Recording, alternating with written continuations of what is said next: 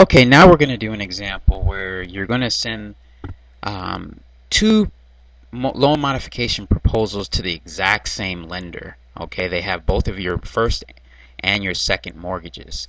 We're going to use the Jeremy Jones and Wanda Jones example.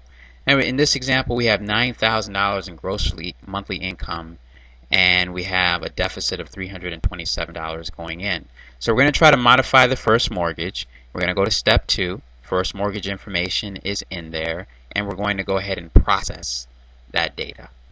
Now, what's going to happen in this example is that the proposal on its own is going to get them to zero deficit.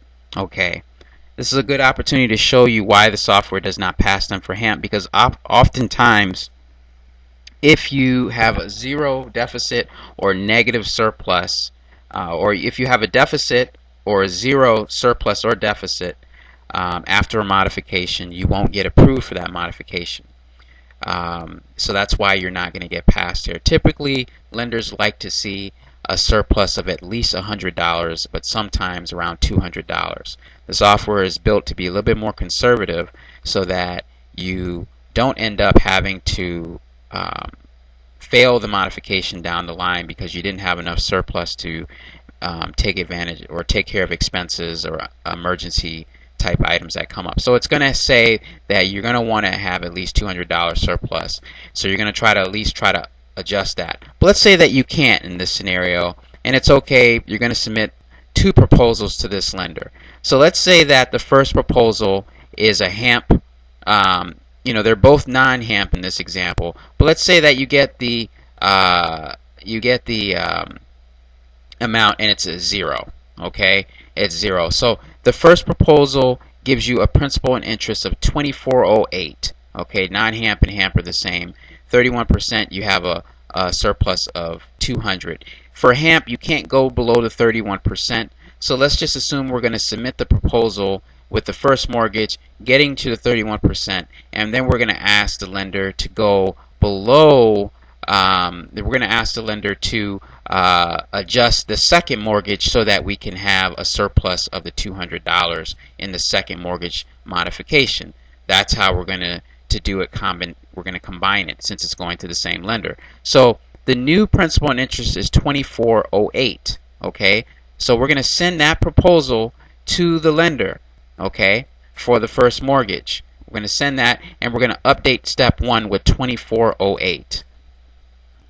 Okay, now what we've done is we've moved the first mortgage down to mortgage 2 line of a modified amount of $2408, and we have put the second loan $600 principal and interest. We've also put in the information for the second loan. Now the key here, on the first proposal we had a deficit or a surplus of right around zero. Now we would like to increase that surplus. If we go back to step 1, you should see that the surplus is right around zero. Now we want to have the surplus or deficit actually be around $200 for both proposals. So we're going to go back to step 2, and we're going to put in a desired surplus of at least $200. Okay, it's for the second mortgage. Now we're going to go ahead and hit submit for step 3. Now again, second lien mortgages are not covered under the HAMP program, so it's always going to be non-HAMP or an audit depending on your situation.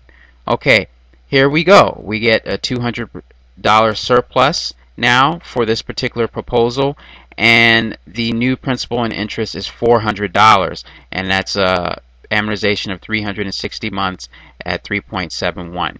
So that is exactly what we're looking for. So we now have two separate proposals that are going to go to Chase. Now keep in mind, the HAMP and the non-HAMP letter are exactly the same. You're not telling Chase that you want a HAMP or a non-HAMP proposal. You're telling Chase that I want to get my loan modified to these terms. So you're going to send them both cover letters with the loan number for each mortgage updated. Obviously for the second mortgage, you're going to want to put the new loan number, whatever that may be for that mortgage, and you're going to send both letters along with you're going to print the package for both letters, or for both proposals. This is saying to do it with an audit, and that's again primarily because for second mortgages, sometimes it's difficult to get them to work with you in the scenario. But it's okay. You can submit if you haven't gotten an audit, it's just a suggestion. You can submit the non-HAMP package. You just click right there and it will print out everything you need. That is what you would send to the lender. Both packages will go to the lender, or both cover letters will go to the lender, and your checklist is again right here of what you need to send with the both proposals. And the lender approves them, you will have a surplus of at least $200 if both modifications are approved.